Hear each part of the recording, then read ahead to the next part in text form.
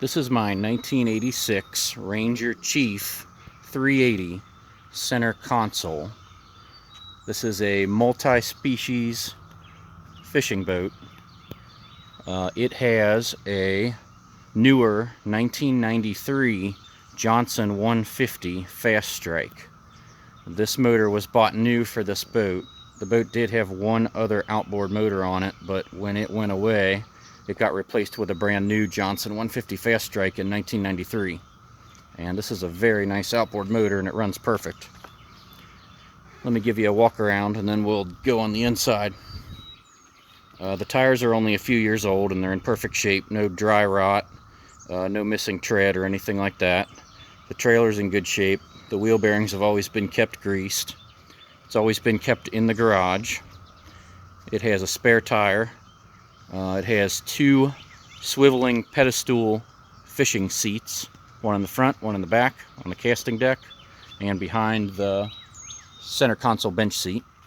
It also has a 24-volt Johnson trolling motor, which I believe is a 1991 model, but it works really good, pushes the boat around easy. It's got the factory Ranger Trail trailer with double axles. It's got fiberglass fenders on the sides.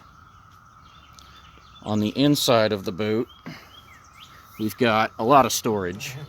There's a livewell baitwell underneath this seat here. And there's more storage for life jackets, anchors, whatever under there with a drain.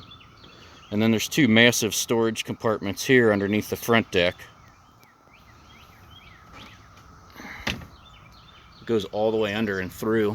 You can reach all the way through and grab your stuff out the other side. Here's the foot pedal for the trolling motor. Pretty basic foot pedal, but it works good. Here's the trolling motor close up. It's got its original 1986 Ranger fishing seats. Windshield and a stainless steel grab rail around the windshield so that you don't grab the plastic windshield when you're hanging on. It's got a steering console here with all the controls. It's also got a Humminbird Matrix 17 fish finder, and of course it's got a compass. There's the throttle. Back here in the back of the boat, we've got a battery compartment down there for 3 batteries, 2 for the trolling motor and 1 to start the outboard. And then here we've got storage. And back here we've got a rod or gear locker here. And then on the other side we've got a rod holder. This holds 2 rods and it's got little pipes for the rods to go in.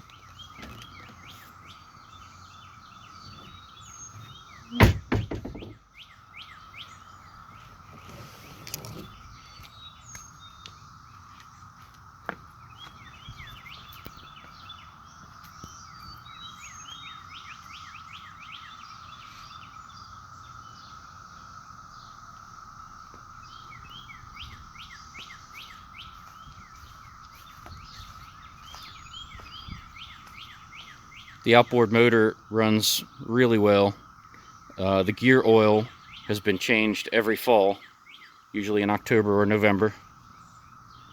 And it's a 2-stroke, so it auto mixes its fuel and its oil. There's a tank, and contrary to popular belief, the auto 2-stroke mixing system works really good, the VRO system.